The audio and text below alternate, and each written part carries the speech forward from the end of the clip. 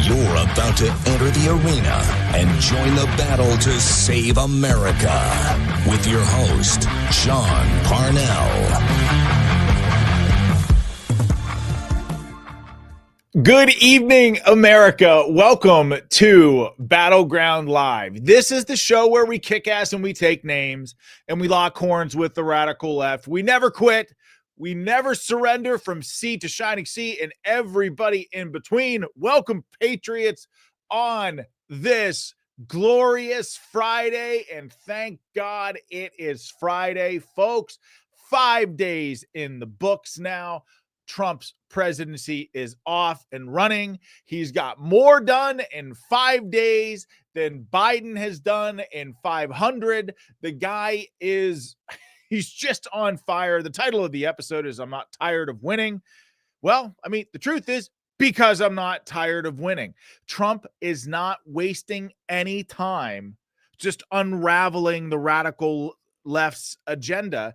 And frankly, folks, we don't have a whole lot of time. We've got 4 years to put a complete stop to what the progressive left, well, what I like to call the regressive left, and their agenda. It's time to stop that agenda, but really move the Overton window back to the right and save this country. We don't have a whole hell of a lot of time. So let me just a couple of admin notes. Let me thank Dan Nunn and his nunchucks. Let me also thank the Patriot Raiders for rating this stream.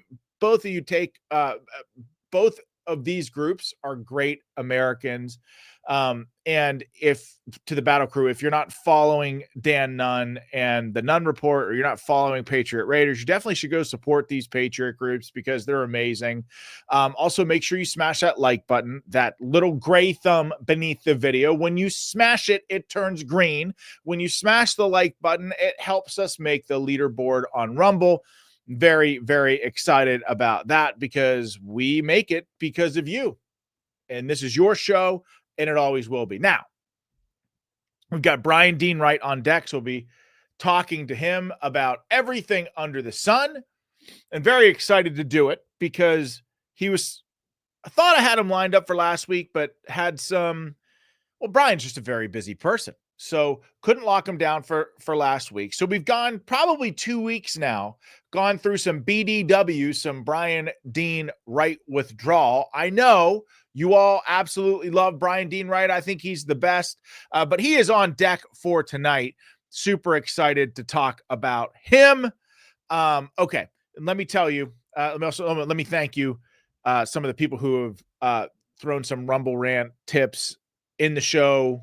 You know, for people that are listening, watching for the first time, you know, we engage about an hour prior to the show going live, sometimes a little bit earlier, and lots of people throw in these Rumble Rant tips in the live chat prior to going live. That, first of all, thank you all. But No Bones, thank you. No Bones tipped a bunch of times. Seriously, No Bones, thank you so much for everything. 100%, by the way, for those listening and watching the first time. 100% of what we get goes right back into the show to give you a better quality viewing and listening experience. Todd, he said, Todd tipped, he said, this isn't singles for the ladies and Wright night, because yes, the ladies do like Bryan Dean Wright. And Dory says, please remind Bryan Valentine's Day is coming up and he has lots of girlfriends in here. So you all are the best audience on earth. I will be sure to remind Bryan of that. Okay, let me just jump right into it real quick. So today, I'm sure that many of you all saw the news that Trump revoked Fauci's security detail. He revoked Mike Pompeo's security detail. He revoked John Bolton's security detail. And all of these people went on the news and kind of complained about it and said that they had gotten, this is what they're saying. So I'm just telling you what they're saying. And then I'm going to tell you what the reality is. They're saying, well, hey, look, they've been threatened by Iran and their life is at risk. Trump shouldn't have done it. Well, Trump said these people have tens of millions, if not hundreds of millions of dollars in the bank. They can afford security on their own. I agree with Trump. You know, these people, especially Fauci, what the hell does Fauci still have a Secret Service security protection detail for? It absolutely makes no sense.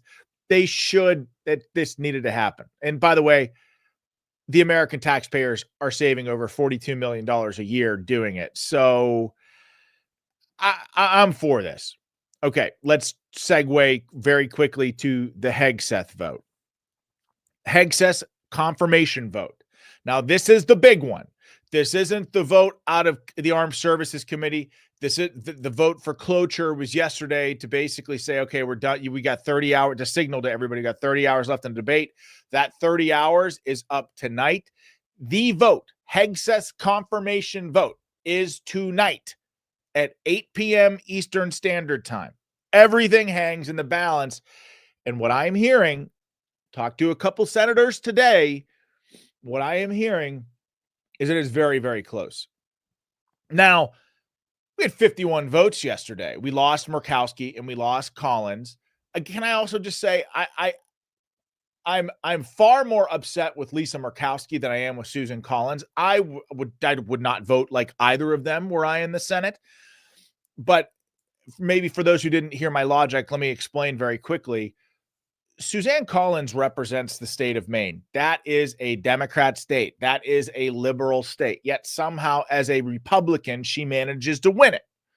So my logic is I would rather have somebody who is with the Republican Party and votes with us in the Senate 50-60% of the time than a Democrat in that seat who votes with us none percent of the time. You see my point, right? Now, Lisa Murkowski, Trump won her state by something like 20 points. So to me, there's absolutely no excuse for her voting against Hegseth. Trump won a mandate. We should support Trump's nominees, especially if you come from a deep red state like Alaska. And the only reason why Lisa Murkowski won is, of course, remember, her father was a senator before her, held statewide office in Alaska, but she literally rigged the primary with ranked choice voting. That's why she's a U.S. senator today. But, you know, she talks about Pete Hegseth's judgment. She cites his judgment as a reason why she's not going to be voting for him. But this is Lisa Murkowski talking about Brett Kavanaugh. Listen. A nomination for a judge goes forward, you rate them not only on their professional competence, what they have demonstrated through their record, but also matters of temperament and just demeanor, which are very, very important. I have a very high bar for any nominee to the Supreme Court of the United States in my conscience, because that's how I have to vote. The end of the day is with my conscience. I could not conclude that he is the right person for the court at this time. She voted for 19 of Biden's nominees. She voted for Dick Levine, the guy who pretends to be a woman who is named the secretary, I think an undersecretary for Health and Human Services. So, and by the way, she didn't think Kavanaugh had the right temperament. The guy was falsely accused of some of the most horrific stuff in the world. He's got young kids, his wife sitting right behind him. One of the most horrifying smear campaigns that I have ever witnessed, not just me, but most of America has ever witnessed. And he gets indignant when he's asked questions about this. He gets pissed off when he's asked questions about this.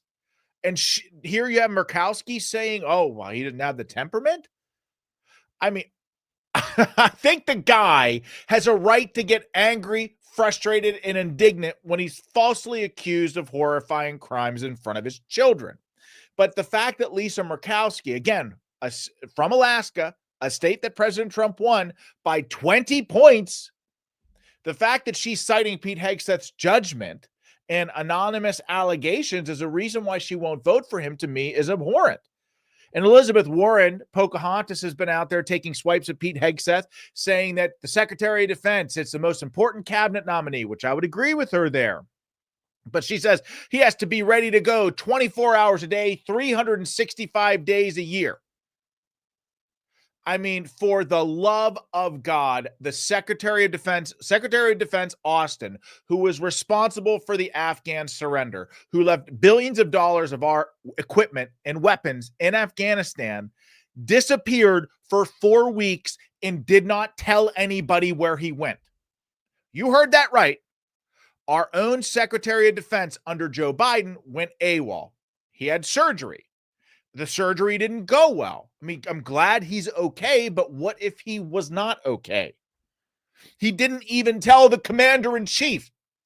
Not to mention that Elizabeth Warren taking swipes at Pete Hegseth is quite ironic, given that people like Elizabeth Warren covered up for Joe Biden, who was a dementia patient for 4 years, and he was the commander-in-chief. All of this is just... it's just such ridiculous political theater. If you and what these Democrats are banking on are Americans they're just hoping that Americans aren't paying attention, and they're just going to buy the fake news narrative as they're pushing it. But I think times have changed. I mean, outside of people like Suzanne Collins and Lisa Murkowski, I think the vast majority of the American people see through this insane bullshit now. I don't think these smear campaigns are going to work. We will see come tonight at 8:00. You know, I think the math right now still looks pretty good for Pete Hegseth. I would also remind people that Fetterman, people like to say Fetterman's, he's a pragmatic Democrat. Look, he's supporting Trump's nominees. He did not vote to advance Pete's nomination yesterday. So he was a no on cloture. So, I mean, that could be different today. He could give Pete Hegseth the Trump of approval today. So I'll withhold judgment until that time. But to me, the big question mark is Mitch McConnell. If Mitch McConnell is a thumbs down on Pete, which he voted for cloture yesterday. So that was great. I thought that was a great development. But Mitch McConnell kind of does his own thing. And he's very tight-lipped historically about how he's going to vote on given nominees until he actually votes. That's just how he rolls. And so if Mitch McConnell votes against Hegseth and Murkowski votes against Hegseth and Collins votes against Hegseth, you can lose 3. So that would require J.D. Vance to come in and break the tie. So right now the math looks pretty good. But to me, again, Hegseth, this nomination with Pete Hegseth is an important one. Okay, I've got Bryan Dean Wright on deck. Before I get to him, I got to do a quick ad read because I want as much uninterrupted time with Bryan as possible. But I also have to say something about Donald Trump in North Carolina. There are 2 horrific disasters happening in America right now. The stuff that's happening in North Carolina, Western North Carolina, and the stuff that's happening in California. In the first week of Trump's presidency, he went to both places, boots on the ground in both places.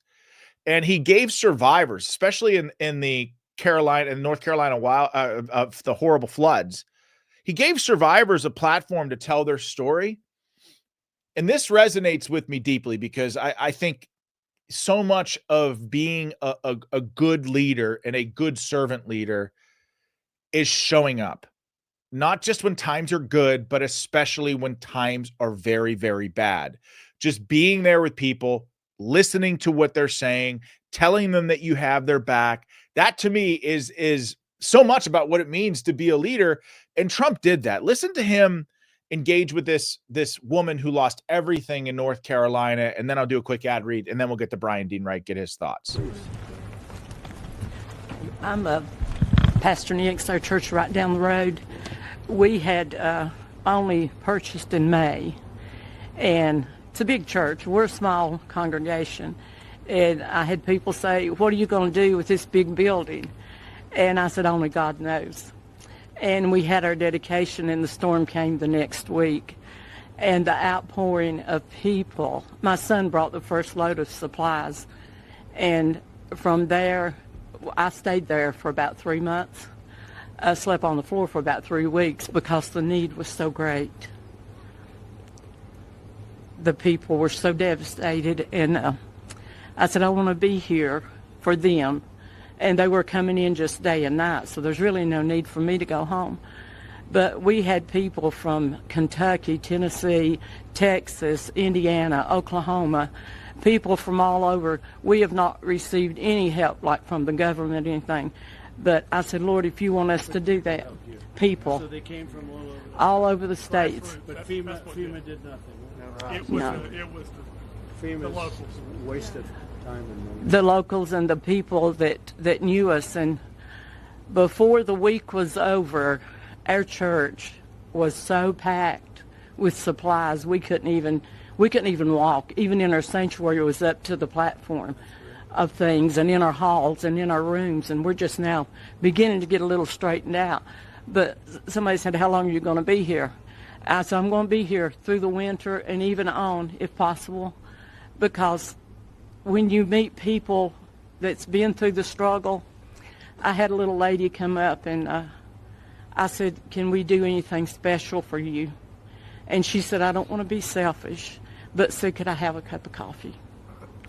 And I handed her that coffee, and she stood there, and tears just poured. She said, you don't realize how important the little things. It's not the big things in life that we have, but it's the little things and knowing that God. So that, I just want you to wrap your mind around this. That's the president of the United States, the most powerful man in the world, the leader of the free world, standing to the side of a podium with the presidential seal intended for him, giving up that platform to allow a survivor, someone that's done good for the people of North Carolina, to speak. This is what Trump does so well. He uses the platform of the president, the bully pulpit of the president, to draw attention to certain critical issues at times like this. He's not getting in the way. But you notice he's listening to her. He says FEMA didn't do anything. He had people coming in from all around here. It took him hearing that to activate what will become, I think, an internal investigation and reform of FEMA, staffed by Department of Homeland Security folks, and I think the Secretary of Defense and defense folks will be involved in restructuring FEMA. But it took Trump listening to people in North Carolina to take that action. But again, sometimes being a leader means showing up, and man, nobody does it better than Trump. Okay, I got Bryan Dean Wright. Enough of me. Let me tell you about Good Ranchers. Did you know that no U.S. president has ever been a vegetarian while in office? That's right. Delicious, high-quality meat has always been a part of the presidential diet. At Good Ranchers, we want to bring that presidential level quality to your table. When you subscribe to any of our boxes, you'll get free ground beef, salmon, or chicken breast for an entire year, because everyone deserves to make history at their dinner table. So if you subscribe to any Good Ranchers box, we'll give you free chicken, salmon, or ground beef with every order for an entire year. Whether you're trying to eat healthier, enjoy more moments with the family, or spend less money on going out to eat, goodranchers.com/BNN. That's goodranchers.com/BNN. They're here to help you turn all your resolutions into solutions. When you buy meat from Good Ranchers, you're directly supporting local farms and ranches in the United States while skipping imported meat and the hassle of grocery store shopping. So during Good Ranchers New Year meat special, you could subscribe to any box of their high quality 100% American meat and wild caught seafood. Use the promo code VNN. You'll get $25 off, free express shipping, and your choice of free ground beef, chicken, or salmon in every order delivered for the entire year. So start 2025 with better choices, better meals, and better moments at home. Remember to visit goodranchers.com/BNN. Use the promo code VNN today for American meat delivered. Okay. Without further ado, let me get my buddy on here, Bryan Dean Wright, host of the Wright Report Daily podcast and former CIA operations officer. Bryan, welcome back, my friend. Good to see you. Now I want a hamburger. That Good Rancher sounds tasty. So before we get into all of the news, because there's been just a ton that's happened since the last time that you were on. Yeah. So a lot of the women in the live chat in the audience would like to remind you that you've got a lot of girlfriends in the live chat and that Valentine's Day is coming up, and they're wondering what you're going to do for them. You've got all these girlfriends. I'm not sure you know about it, but you're very admired in the live chat. Wow. I need to clean my house. You will have a big table. Come on over, ladies. Let's talk. You know? Wow. Let me think about the gifts. A lot of Lord. Valentine's gifts you got to get there. I'm gonna need to up the credit limit on the credit card. This is gonna be an expensive February coming up. Good Lord. Okay, thank you for the heads up. I'm working on it. Couple things. Let's start with the Hegseth stuff. Where are you at on that? How do you feel? Do you agree with me that this narrative that the Democrats are pushing, they've tried everything. Do you think it's going to work or not? I'm so stuck on the fact that I have thousands of girlfriends. I'm sorry. The rest of this podcast, let's just cancel it right now. I've shaken the unshake. You're unshakable. You're unflappable. No, it's like being on operation and somebody's distracted me. The whole thing's off. The whole op is off. I got to go home. Look, anyway, back to the news. Pete Hegseth. Yeah, look, the president of the United States has both an opportunity and an obligation to use the voice of the people, getting him into office to choose the team he wants. That is what Hegseth is all about. He has made his choice. You know, the Senate here, I think, has expressed their concerns. Some of it's fair, some of it's not. I think a lot of the questions around his experience versus discernment and judgment, totally fair. I think he's done a very good job at answering those questions. I agree, by the way. To me, that's what I was telling Melanie last night. If you were a senator and you're in armed services or you're in an open debate, why not just, if you're a Democrat, why not just attack experience? Why not just attack, policy? Why not? I think those are far stronger than, oh, look, his ex-wives don't like him. And oh, look, like all these false accusations. Like, I just think people are sick of that. I think there's a more effective way to attack him. Look, friend, the last 8 years, what have we seen with Trump? They're throwing everything they can, like spaghetti again on the wall. And Trump, that has been one of the many allegations against him, has been his personal life, the number of women that he has married over his years. So, it's just sort of like past his prologue. They're going to keep throwing the same stuff at the wall. But you're right. In the opening, and now you've just said it again, the American people have heard those arguments over and over. We're tired of them. What else you got? In fact, we have a lot of really fantastic news. Axios and others are reporting the Democrats in D.C. have no idea what to do at this point. They're completely in disarray. You and I were talking earlier about this. There's some brilliant quotes from some Democrat operatives in Washington, D.C. this afternoon saying things like, nobody wants to be alive for their autopsy. They can't figure out what's wrong. Another Democrat operative said, man, we as a party, we suck. Yeah, you do. But part of that is because of your behavior. And I think that what we're seeing on Capitol Hill right now is we are just getting frustrated, I think, a lot of us, about not focusing on the stuff that matters, like experience versus judgment, fair. But we're doing this personal attack stuff. And I think a lot of us are over that. It's not relevant. It's not germane. Let's move forward. No, you could hear when Melanie and I were at Pete's hearing in the Armed Services Committee. And first of all, when Hirono's asking these questions. So I take that as yes, you will use the Department of Defense and our troops to invade Greenland. And that's a gorgeous accent, by the way. Is that Native Hawaiian? I think, yes. It's like drunk Moana. It's gorgeous. I love it. And then a 10-second pause where she's like, you'll take over Greenland and the Panama Canal. And I'm like, oh my God, everybody in the room was like, what? And then Tim Kaine starts talking, and then Tim Kaine just goes way down the path of like his wife is sitting behind him, like his parents are there, his wife's parents are there, like, and you could hear the whole room just like collectively, oh my God, man, come on. And so you're right, like the Democrats, there's been polling released on this too, Brian, where who's the leader of the Democrat Party? Is it Barack Obama? Is it Joe Biden? Is it Kamala Harris? Is it nobody? Or I don't know. I don't know. Got the majority of 29% out of that poll. I voted in that poll. Actually, it's Karl Marx. He's the head of the party right now. Yeah. I mean, but you're right. The Democrats are in complete disarray, and talking about like Trump out there at the California wildfires. And a perfect example of this is so many examples of horrible leadership coming out of the tragic California wildfire situation, where you have the mayor of Los Angeles, Karen Bass, like at an inauguration for the president of Ghana, not even there, despite knowing that there was a huge risk of wildfires, or That's the right. wildfires were just kicking off. She decides to go there anyway. You have all of these reservoirs empty. The water still to this day really isn't flowing in the way that it should. Fire hydrants were completely empty.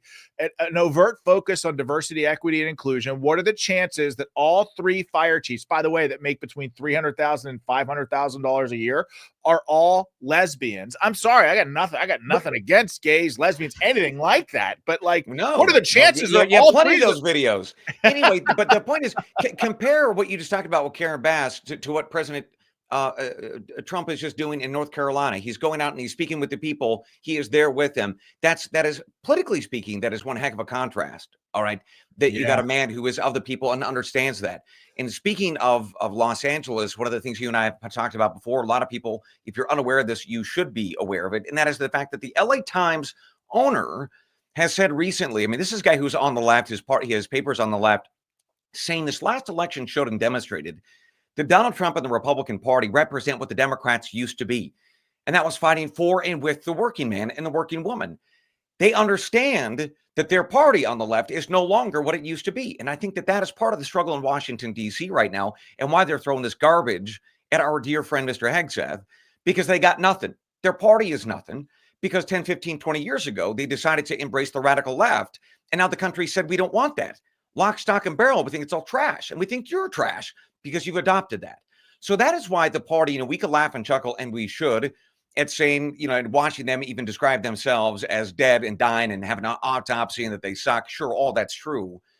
But their death represents something I think far more ominous and for us all to remember. And that is, they chose to die because they adopted radicalism, radical left Marxism, and the rest of it. And this country just said no. And you had a man rise up, irrespective. He really isn't a traditional Republican, is he, Mr. Trump? The president rose up saying, I'm going to represent the people. I'm going to make this country great again, irrespective of your background. We're going to fight like hell, and we're going to make this country exceptional. And a lot of people across the ideological divide, certainly the racial divide, and yes, the sexual orientation divide, by the way, a lot of gay, lesbian, and bisexual folks voted for Trump as well, because he doesn't care. He just wants awesome people in positions that fight for this country and salute the flag and love the Constitution. That's what Trump, I think, fundamentally understands about this nation, that all of us, whatever our divisions or disagreements, we think this place is pretty awesome and we want to fight for it. So I think that is the kind of leadership that he showed in North Carolina. That is what he is demonstrating out in California. And even Democrats out there, like the LA Times owner, is saying, we see it too. So it's a very clear message to this country. Yeah, it's funny. And it's because you mentioned on your show today this idea, because the Democrats being in disarray, Chuck Schumer, who is the Senate minority leader right now, is having a closed door meeting to try to figure out, one, what to do with Trump's cabinet nominations, but two, what to do as a party. And there's this divide within the Democrat Party right now of just like hardcore resistors, do whatever the hell you have to do to resist the Trump agenda. And what's crazy is, you also talked about on your show this morning, we can address both of these points, that while the wildfire was raging, the California legislature, which is a super majority of Democrats, are cobbling together this $50 million resist Trump fund while their state is burning, which is just like, talk about being a microcosm for every like failed Democrat leadership, right? It's a perfect example of how the Democrats just fail and how they're just way off the reservation in terms of what their priorities should be. But then you have the other half of the Democrat Party, maybe it's not half, but a significant percentage of them saying, wait a second, Trump won all 7 swing states. For example, in Georgia, you have Ossoff and Warnock. Trump won Georgia pretty handily. They're up for election in a couple of years. They can't be resistors or they will lose their seats. So give us a sense of what you're thinking about that. Which way do you think it will break? So what we know now in the Senate is there are a number of Senate seats, about 6, that represent very Trumpy states, either that he won or came very close to, whether that be Georgia, Michigan, or New Hampshire. So there was at least 6 Senate seats that are represented by Democrats that these people, just pragmatically speaking, don't want to lose their seats, and the party doesn't want to lose their seats. So they have to be really careful about what battles they're going to pick with Trump, because they want to have some degree of ability to run an ad or talk to Republicans in their home states of, hey, I will work with you and President Trump as needed and as necessary and as my principles allow. That's going to be the talking point. That's the ad. So I think that what the GOP leadership in the Senate now is doing very wisely is, all right, let's put that to the test. Let's squeeze these guys.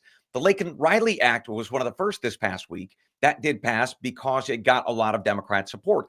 Not because they earnestly wanted it to pass, but they're mindful of 2026. So that is what I think that we're going to see over the next 3 to 6 months. A lot of these very tough votes, Republicans squeezing Democrats who are in disarray, and they're basically going to make the argument, look, politically speaking, pragmatically, if you want to win re-election or even have a hope of it, support us on this. We'll deal with the fight of 2026 when it comes. But let's pass some legislation right now. And that is so critical because Trump is passing all these executive orders. We've got to get this stuff into law because it can get reversed. So the House and the Senate have to pass laws that lock this stuff into place. That's why they're going to need some of these Democrats on board. And I think that they stand a pretty good chance of doing it in the next 6 months. Well, what's interesting is that the Democrat Party being so off the reservation. I mean, this resist fund out in California, this 50, like you were saying, like, this is the reason why you left the Democrat Party. They just have lost their freaking minds. And, what's fascinating about this is that I think Trump knows that the Democrats are in disarray in a very big way. I mean, he was at the Resolute desk the other day, or no, maybe he was doing an interview with Hannity. Can't remember where he said it, but he said, people know that Democrat policies are terrible. They cannot govern. And I thought that was a very effective way to say it, because by every empirical metric, whether it's crime or illegal immigration or disaster response, FEMA's response in North Carolina, Newsom's response to the wildfires, they are an abject failure on all things. It's ridiculous. Let's put a little bit more meat to that bone. In Massachusetts, just about 30 minutes ago, the Boston Globe put out a piece talking about, hey, how can you support immigrants and immigrant rights in our state of Massachusetts? Brother, over the past 2 weeks, ICE has nabbed and wrapped up guys who are part of MS-13, pedophiles. We have murderers. They were allowed to be back on the streets because the state of Massachusetts, the Democrat-run state of Massachusetts, allowed them to do that. We also know last month, Governor Healy of that state, for the first time in 4 years, said, we should do background checks on the migrants going into our facilities, into our migrant shelters, because they had cases of these migrants engaging in sex with kids, pedophiles, oh my God, drugs, guns. Now, 4 years after, now they want to clean up their migrant shelters. So we have this as background. And yet the Boston Globe today says, hey, how can we support migrant rights? It's absolutely absurd when you start talking about real governance. People's lives get affected by this stuff. Fox News reported earlier this week that when these ICE guys were going out and grabbing these dudes off the streets, people were coming out of their homes in Boston saying to the ICE officers, thank you. Thank you. Thank you for arresting the MS-13s and the murderers and the rapists in my neighborhood. I don't want the pedophiles here. I don't care if they're migrants or not. Get them out. That, I think, is what the Democrat Party just continues to ignore, is that we don't care if you're a Republican or Democrat. Just make sure our streets are safe. Thank you. No more pedophiles living next door. No more MS-13 gang members living next door. No, please. So that is why that party that I was a part of for 20 years has lost people like me.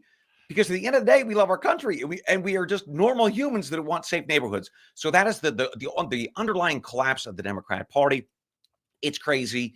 It's lost its moral bearings, and it's lost its ability to govern because so many of us just don't trust them. I don't mean to keep talking about this, but you talked about ICE and basically finally being unshackled, and they're doing all these raids, targeting violent offenders. But the way that the media is responding to this, Bryan, they just don't understand where the American people are right now. They have failed so miserably for so long that the American people don't trust them, and they have not shown not even the slightest bit of being able to do any sort of self-audit to figure out why they're so lost. No contrition. I'm seeing, no contrition at all. And I'm seeing people, these reporters say, Trump's ICE is raiding farmers in California, illegal, undocumented, that's another thing, undocumented migrants who have committed no crime. And I'm reading this stuff and I'm thinking, they came to the country illegally. They are here illegally. Their presence undermines the American worker. I mean, there's a million different ways this hurts our country. Not from a national security standpoint, we don't know who the hell these people are. But how are we not making the connection here that these people, Yeah, I'm sure they're very nice, but they broke the law coming here. And when I break the law, and when you break the law, there are consequences. But when illegal aliens, people who should not even be entitled to our constitutional rights that we have here in this country, have more rights than we do, it drives me crazy, Brian. Well, in California, they're getting benefits, whereas the people out in North Carolina, they don't. That's the point, isn't it? Yeah, so it look, is. When you flag this issue in terms of journalism, why aren't so more of these journalists, let alone the Democrat Party, why aren't more of these journalists throwing a flag on this stuff? Well, part of it's pride. They don't want to admit that they were or have been buffoons. Part of it is because they're ideologues and they were trying to give cover to their fellow ideologues on Capitol Hill, Democrats. But part of it, my friend, is that there is an ideology that supported open borders for 4 years. That wasn't an accident. They wanted to remake the country by leaving the borders open. I've talked about this before. We know that open borders is something supported by Marxists because they believe that human labor should be able to go across borders just as much as business should be able to do that. So borders are actually violence, is what Marxist, Democrat, Socialists of America, DSA members like Alexandria Ocasio-Cortez and others, Democrats, they will make this argument. So the reaction, the response you're seeing, which is we got to protect all the migrants and the immigrants. If it's so divorced from facts and reason and logic and data, at some point you have to start going beyond just pride or foolishness. And you have to understand that there's probably some ideology behind it because it's so irrational. Something else has to explain it. And that's a big, big part of it. I think is this ideology of the left that doesn't believe in borders. And they don't really even like America because we're founded on things like individual rights and the Constitution and capitalism. So that's part of this debate that I think is always percolating when we see a lot of this coverage on this issue. And it just gets so absurd, but yet you can understand it if you really understand this underlying ideological piece. So shift gears with me and let's talk Ukraine for a second, because I read something today that I think Secretary of State Marco Rubio suspended all foreign aid across the board, or called for it today, and President Trump suspended all foreign aid to Ukraine. So to me, and then you've got Keith Kellogg, who is Trump's special envoy to Ukraine. President Trump charged him. You got 100 days to end this thing. President Trump came out with a statement saying, hey, I love the American people, or I love the Russian people, but I don't want to harm them. But Vladimir Putin, if you don't figure this out, I'm going to basically sanction you and use the full might of the American economy to punish you. I don't want to do that. So there's a lot of things happening on the Ukraine front. Give us a sense of what's going on. Break it down for us, my friend. So I think that President Trump has a strategy here. So let's start with the carrots and the sticks. I think what we saw this week is Trump is actually giving Putin a little bit. And what he's doing is he has said he's going to withdraw about 25,000 U.S. troops from Europe that are currently stationed in places like Germany. That is a demonstration to Putin of, look, I appreciate your sensitivity about NATO. I'm going to withdraw some of my troops. I'm going to give you something in recognition of your concern. And I'm going to squeeze you, brother. I'm going to squeeze you, Putin. I know that your economy is struggling. Reuters news service had a really brilliant piece on that this week. We also know that Putin's economy is in serious trouble because of oil. It is deeply reliant on their oil and natural gas exports. So what were to happen if the price of oil were to collapse? That would be a nightmare for Putin because he's trying to finance his war. So that you saw President Trump reach out this week to the Saudis saying, we need you to drill and pump, baby, drill and pump, baby, drill. So get it going. Let's get this price, get the supply going.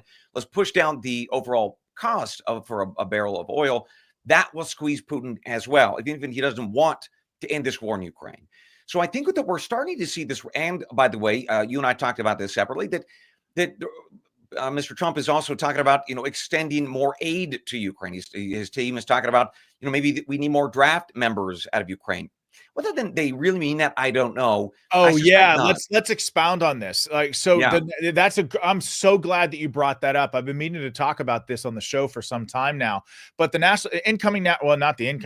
National Security Advisor Mike Waltz, former congressman from Florida, said that we've talked about Ukraine lowering their draft age to 18. Well, the European Union and European countries have been asking Ukraine to do that. Zelensky and the rest of the Ukrainian government's like, we're not doing that. Why? Because they need young men to repopulate their country after the tens of thousands of young men were slaughtered in this stalemate of a war. And you and I kind of war game this, like what's going on here? And I'll let you explain it better than me, but we kind of thought maybe it was just an odd way to put pressure on Zelensky to get the damn thing done. Yeah, so look, there are lots of different strategies that you could try to end this war, and part of them, or one of them, is you got to make sure that Putin wants it. He has to be incentivized to end this war. So he's got to have some economic squeeze. We tried sanctions for 4 years; those haven't worked. The sanctions have not worked because Putin has had friends in places like China and India and others that are buying his oil. So what Trump has said this week is, look, let's depress the price of oil so that he's collecting less revenue. That's going to cause profound problems within the Russian economic system. So if Trump can pull that off, depress the price of oil, that's one strategy. The other is to basically say, look, I want out of this war, Trump says to Putin, but you're forcing my hand here. You're going to make me involved in this for an extended period of time. So whether that is more war aid, or I'm going to encourage the Ukrainians to bring even more men to the war battlefield, that's what we're going to do. So even though we don't want to, even if we want to end this war, we got to continue until we can squeeze you, Putin, to knock it off.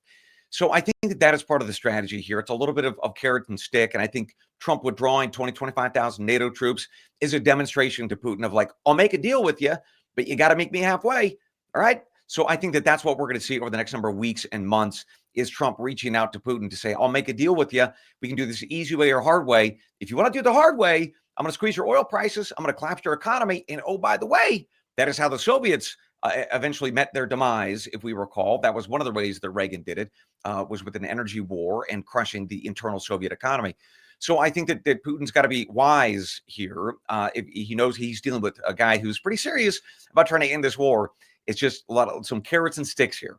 You've been right about everything, and I think you're right about this too. And speaking of you being right about everything thus far, the Trump one is of that the why I have 1,000 gals waiting for me for dinner tonight? I think that might be. Part of it is that also you dress well, you're articulate, you've got very white teeth. People like that. I brush. Who doesn't love good dental care? There's no substitute for good dental care. You're right. So, okay. Damn it, Bryan. What the hell was I talking about? You said I was right about something. Yes. Yes. Trump, one of the anything. Yes, thank you. All the things. Yeah. I got distracted by your white teeth. I was like, it was blinding. Like, so the cartels, the first executive order declaring the cartels a terrorist organization. You called this one. How, what's the next play here? You think Trump's going to? So people were saying, like, people were kind of freaking out. Well, what's he going to target Mexico without tying in with the Mexican government? And people in the Trump administration are saying, yeah, maybe, if they're not willing to play ball. And the Mexican government, I mean, it's not a secret that the cartel has compromised many in the Mexican government as well. So maybe you do just draw up targeting packages and just wipe them all out. So let me ask you, is it a good time for members of the cartel to get jobs in different industries, or are they going to dig in and fight life insurance? Yeah. So I think that there are two things that are happening right now with Mexico that people need to know of. The one is the surface issue. So let's talk about that. The second one is banking. So let's come back to that in a second. So the cartel being labeled as terror groups. So what this allows is our CIA officers, there's an element within DHS that does some good stuff, as well as our soft guys, our special forces guys in San Antonio and others, coming up with these targeting packages, shock and awe campaign, blowing up infrastructure, blowing up people, the cartel members, God forbid their family members. There's going to be some collateral damage, unquestionably. They're going to start lighting people up, much like we did in the global war on terror. That's where I anticipate this is going to go next. And so that's the first piece. Yeah, they should probably get some life insurance policies. Those guys are going to be in trouble. That doesn't mean that there won't be some very unexpected consequences from this. We should be very sober with this. Cartels are inside of this country right now. Last time that you and I talked, I discussed how they were in Tucson, Arizona, and lots of other places. These guys are bringing over guns. They can light us up internally. So we should be very sober. This is going to be a tough war. So that's the first part. We got to do it, though, obviously. We got to bring these guys down a peg. They have assaulted this country in so many different ways. So we got to get rid of the cartels or degrade them. The second issue that this designation allows that we need to know about is the banking issue. Because now banks in Mexico they are disallowed. They're going to have massive fines, criminal and civil, if they work with cartel members. Interesting. But in Mexico, how do you figure that out? I know. Everybody's Don't they just bury their cash in the jungle? Seriously? I watched the what the hell was the one with Pablo Escobar? Narcos. I've seen that. I'm basically an expert. Well, yeah, no, but the crazy thing is that the cartels have become so audacious and how powerful they are. They'll bank. They don't mind putting because they think they control the bankers. They control the government. So now that this has been slapped on these cartels have been designated, the banks are going to get very nervous because of know your customer laws and rules. They have to know who these people are. So it's going to create a massive headache for these banks, and they're going to start withdrawing in certain places because they can't ensure that they're going to escape liability. This is also true because, or also a major problem for President Sheinbaum of Mexico, because there are a lot of people who have secondary and tertiary connections to the cartels. In some cases, they're just like the drug runners, or they're running money. They're helping them with their businesses and avocado and timber and the rest of it. So this has massive reach. 20 to 30%, some estimates are, that the Mexican economy is controlled by, directly or indirectly, the cartels. So you could have a serious crisis for President Sheinbaum, and she knows it. From a banking perspective, from an economic perspective, her country is going to get in serious trouble because of this designation from a money perspective. So it's a big move, not only the kinetic stuff and blowing people up and infrastructure, but the banking stuff, squeezing here again, just like in Russia. Trump is going after the money. He's going after the economy, just like he did with Putin in Russia. He's doing the same thing in Mexico. I think it's very, very smart. You control people through their wallets. Trump knows this, amongst many guys in the world who know this. He knows that especially. He's a businessman. He gets it.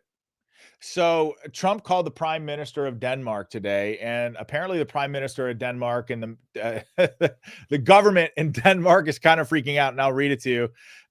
The intent was, it was all about Greenland. So the intent was very clear. They want it, in parentheses, Greenland. The Danes are now in crisis mode. The Danes are utterly freaked out about this. Apparently, the Danish prime minister thought that this was just some negotiating ploy by Trump. But when he got on the phone with President Trump, he was like graveyard serious. We want Greenland, like trying to make a deal. And now they're all super freaked out about it.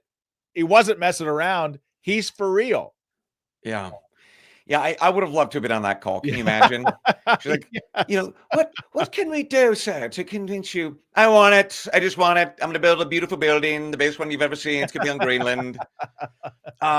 So, look, there's a really serious reason for why President Trump is going after Greenland.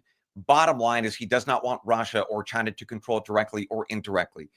So the Arctic, the battle for the Arctic is a huge, huge issue.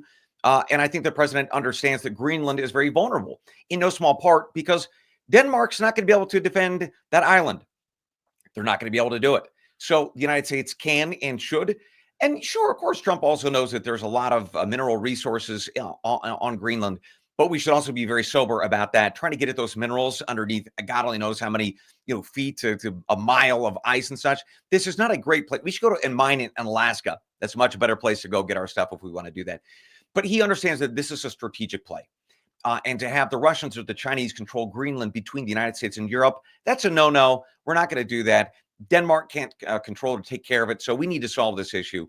There's some interesting polling that shows that a lot of actually people in in Greenland, about 40% would love to be Americans. I've seen some polling showing 60%. There's only 60,000 people in Greenland. So let's see if actually when they vote for independence, if they just vote to be an American or not. I think Denmark's kind of like that old crotchety, royal family that used to be something and now is nothing, and they're watching their former glory dissipate. I think that's why they're upset. What are you going to do? I think you might be right. And I say, what the hell? If we're going for Greenland, we might as well go for Iceland too. We have military bases there. Why not just go for Iceland? And why stop there? We got Canada. We've talked. Take the Panama Canal. Right, Marco Rubio, Secretary of State Rubio's down there now, which, by the way, I'm freaking sorry. If the communist Chinese are controlling the Panama Canal, we're taking that effort back. I'm sorry, we're taking it back. Let's understand this for a second. So they control, a Chinese company controls the port operations on both sides of the canal. That's ridiculous. That is ridiculous. Chinese law mandates that a Chinese citizen, whether you inside of China or beyond, if you're living in Panama, You must respond to the military or intelligence requirements of the Chinese Communist Party. You must. There is no ifs, ands, or buts. There's not you get your lawyer and you work it out with them. No, you do it. So Trump is correct to say, wait a minute, you've got a Chinese company that is controlled effectively by the Chinese Communist Party in charge of port operations on both sides of the canal that we built. We gave back to you in 1977, and we have a treaty agreement that says that has to remain neutral. It's not neutral. Stop the silly games. You're either going to kick them out or we're going to take it back. One way or the other, we don't care. And that's why you saw this past week, by the way, the comptroller of Panama ordered a surprise audit of the Chinese company. Well, that's interestingly timed.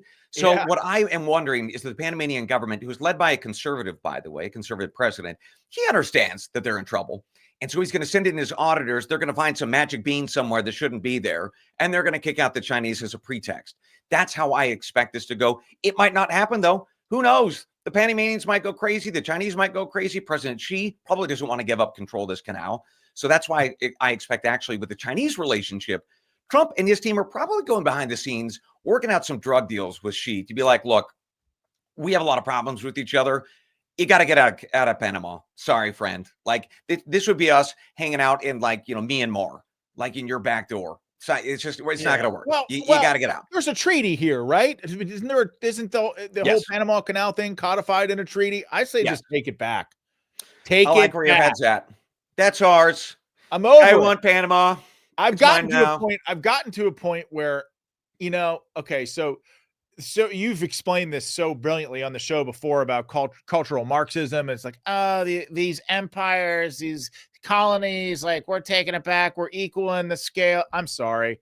Like I'm actually fine with growing the American empire if it means keeping Americans safe. I'm sorry. Greenland is, you're right. From a strategy standpoint, in terms of controlling maritime shipping lanes in the Arctic and things like that, it's very, very important. And now you got another one on your radar, friend, the Chagos Island in the Indian Ocean. Diego Garcia, a very important U.S. military base there that we do a lot of stuff in the Indian Ocean, into the Middle East. That belongs to the UK. They're trying to give it away to an African country. The African country of Mauritius claims that these lands were taken from them. But now the UK wants to give it back to Mauritius. But Trump's team is like, no, we are going to stay in the Chagos Islands in the middle of the Indian Ocean. And if you UK try to give it back, this is a great example where we are the only ones there. We and the Brits are the only people on these islands. So this would be a great example of Trump saying, look, UK, these islands are ours now. You're not going to give it back to Mauritius and Africa. Our military base is there for a very important reason. Because if we give this back to this African country of Mauritius has a very good, close relationship with, guess who? China. So they're going to give back the Chagos and Diego Garcia to the Chinese. They're going to give it to them. Now the Chinese control the Indian Ocean. That's going to create a bad set of problems as you're shipping stuff from Africa into the Middle East and then obviously into Asia. Also bad news because it squeezes India, right? So the country of India having its access limited to the Indian Ocean, that could create some problems between those two nations as they've experienced for centuries, really thousands of years. So there's another great example. Greenland, we can add the Chagos, we can talk about Panama. This administration is very serious about flexing American muscle. And I think the Chagos is going to be the next place we do it. Wow. God, how is this not being covered on the media at all? It's covered on the Wright report, friend. Yeah. Oh, don't you worry. Well, we all listen. Believe me. I was speaking. You're talking this morning about this AI stuff and how there's this AI. There was this study that was done how AI can detect human emotion and how it was.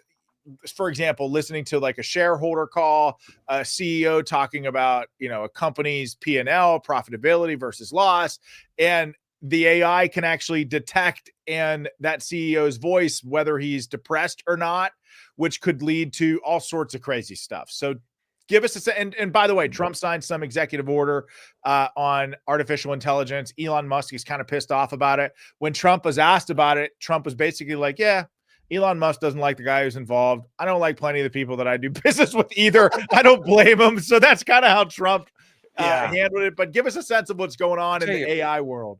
This is one of the most underreported stories this week with one of the biggest impacts on our lives and the future of humanity. And I don't say that in a way that's hyperbole. I really and truly mean it.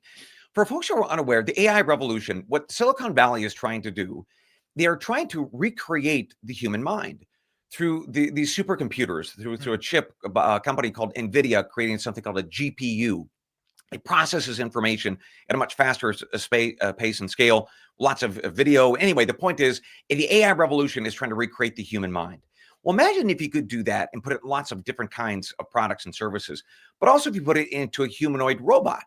We really are talking about potentially creating not just something that is equal to the human ability, but actually it excels it, supersedes it. It's a remarkable thing that Silicon Valley is working on. It cannot $1 trillion be a good bets. thing, Brian. I mean, creating a humanoid robot with intelligence that exceeds that of humans is how you end up with Terminator robots trying to kill us all. Well, that is one of the fears, right? So, and that's why Seriously. President Trump earlier this week, he actually rolled back some of the safety regulations to prevent that from happening, which you might think, well, why would he have done that? That's crazy. We have to prevent Terminators. The problem right now is it's not just Silicon Valley looking at this technology. It's the Chinese as well. And they are very, very close to becoming just as good as we are. So imagine if they had an Intel that is the equivalent of the human mind, if not superior, and they could then put that into their weaponry, into their energy systems. They would dominate us. You know, we talked about all the drones off the coast of the northeast of this country over the past number of months. Imagine if that stuff, whatever those drones were or are, if they were infused with AI, they had this ability to outcompete us. It's a frightening thing that the Chinese government could dominate us. It's a very real concern. So that's why this AI revolution is a big deal. Trump is, rolling back some of the safety rules and regulations, not because he necessarily wants to, but because the Chinese are going to do it anyway. And so we got to catch up. Between now and then, and those Terminator days, AI is going to do a lot of crazy things, to include what you just talked about, which is there's an AI tool that can now discern our emotions, even when we really don't want people to know what those emotions are. So yeah, in the world of business, if you got this earnings call and you're saying everything's great, profit's fantastic, sales are up, this AI can actually discern with tremendous accuracy the things that the human ear can't quite even perceive. They compared these earning calls to samples of people who've taken tests who say that they are depressed. So they're learning from the people who are depressed and then applying it to, say, your voice or my voice or the CEO's voices, and determining who's really lying about the state of their company. So yes, imagine you could short a stock. Your auditors, the IRS could be like, wait a minute, we just got a red flag about this guy. He said everything's great, but his voice suggests something's not right. So a lot of really interesting implications for all these different AI applications out there. But the big one that Trump recognized this week, a $500 billion plus investment in data centers all around this country, Abilene, Texas being one, trying to get ahead of China and stay ahead of China in this AI revolution. Otherwise, we are in serious trouble if they create the advanced human brain that is far beyond our capacity. If they do it first, this country, in this world, humanity is in big, big trouble. I mean, this strikes me as something that could be as big as developing the atomic bomb during World War II. Bigger. This is the equivalent of the Manhattan Project we are all living through right now. This is history. So if you watch that Oppenheimer movie over last summer, this is that times 10. It is really that big of a deal, because we're not just talking about a bomb. We're talking about something that has the ability to think beyond what a human can do and create things that a human can't. That is this technology. And they right now, if we could look at this from like an analogy perspective, a human going from a baby to an old person, we've got like a teenager going into college. That's where AI is at right now. So it's advancing, and we could see some pretty tremendous things this year, and certainly under Donald Trump. And that is why I think he's rolling back these safety regulations, saying we might not like it, but we got to go. We got to go fast and hard, because the Chinese are going to beat us, and it is all of humanity in this country. We are under their thumb if President Xi and the Communist Party get it first. Well, when you say that China is not that far behind us, how are they able to even keep pace? I mean, are they just stealing our research? Is that basically what it is? That's part of it. Part of it is they steal stuff, but part of it is we allow them to. So we have these academic and research exchanges. In fact, Biden just extended that back in December for another 10, 15 years, that we want to exchange some of our scientists from, say, MIT or from Stanford and others. because, it's good human relations. That's such a liberal leftist flim-flam argument, knowing that they're trying to crush us in every way. Yeah, right. But the point is, we are actually our own worst enemy here. But it's not just that they're cheating or that they're stealing. They're actually they are doing some fantastic research on their own. They have now used and stolen enough that domestically they can create some really amazing products. Again, it's based on a foundation of theft. That's true. Marco Rubio, during his confirmation hearing, talked about that, and it is absolutely true. But now we have a competitor, a really strong, tough, tenacious competitor that is right behind us, and we've got to win this war, and many others as well. But the AI one sure is a big deal. Okay. So before I let you go, I got to ask one last very important question that everybody is wondering about. Okay. What did you think of Melania Trump's hat?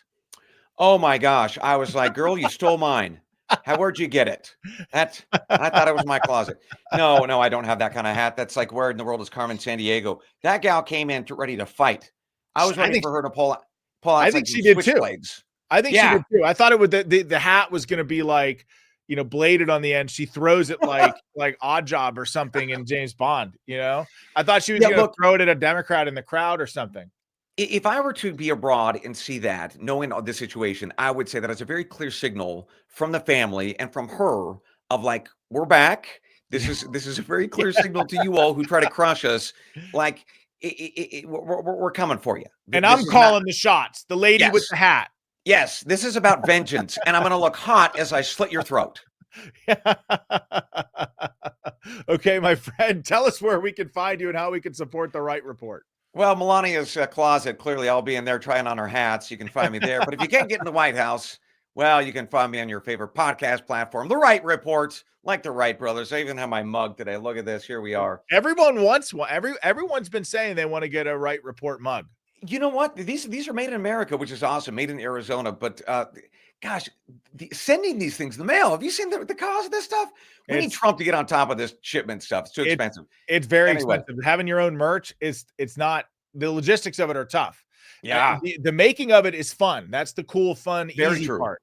The logistic part of like, how do you ship it? How do you package it? Taking it to the post office. So this couple will be like $40 to get to somebody. It's ridiculous.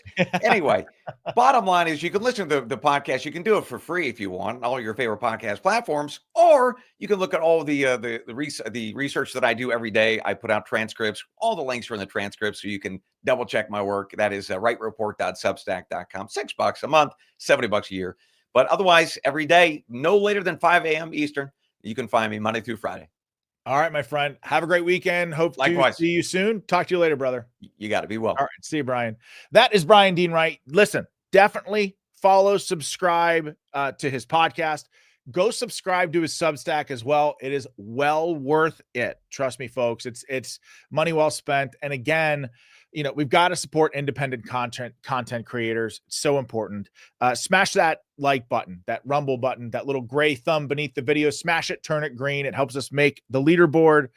In the meantime, let me tell you about My Patriot Supply. We've all seen the headlines: cyber attacks on our power grids, drones in the sky, violent attacks on everyday Americans. The ugly truth is no leader, no system can protect you from everything. And the last thing I want is to be standing in line and depending on help that might not ever come. When crisis hits, food is always the first casualty. Everyone needs it, and panic buying makes things worse. That's why I've made sure my family's prepared with My Patriot Supply.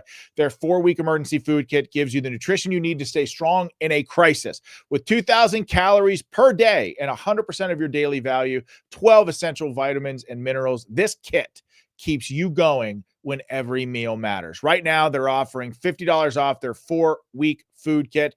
Go to preparewithvnn.com now to grab yours. That is preparewithvnn.com now to grab yours. Don't put this off. Now is the time to prepare. That is preparewithvnn.com to get your 4-week food kit today. Folks, Bryan Dean Wright is awesome. I hope you all have an amazing, amazing weekend. Before I go, I've got to thank people, the folks who tipped. Oh my gosh, No Bones. You're amazing. Thank you, No Bones. Bulldog Patriot. He says, I think we turned the corner. The only people that trust legacy news are in their mid-60s with blue hair or are 19 majoring in gender studies. I tend to agree. No Bones, now you're a monthly supporter. Thank you. And I think Jurgen is a monthly supporter too. Thank you as well. Boston guy. He says, winning like this feels amazing. I don't think we'll ever have a president like this ever again. Boston, I completely agree. And No Bones, you are just crushing it. Thank you for all of these Rumble Rant tips. Winnie's World. Say, love Battleground. Great conversation. Well, we love you too. We love having you. We love this audience. You're the best in the world. Seriously, folks, thank you all for everything. I hope I got everyone in my shout outs section here in the show. If I miss somebody, Aunt Cindy she will let me know, and I will make sure that I thank you on Monday. You know, sometimes this is an imperfect art and do the best that I can. But as always, folks, I want you to have a great weekend. Enjoy these wins that are being posted relentlessly by President Trump. And as always, I'll see you Monday. God bless you all, and God bless this amazing country that we call home. Take care. Good night. Have a great weekend. See you on Monday, Battle Crew.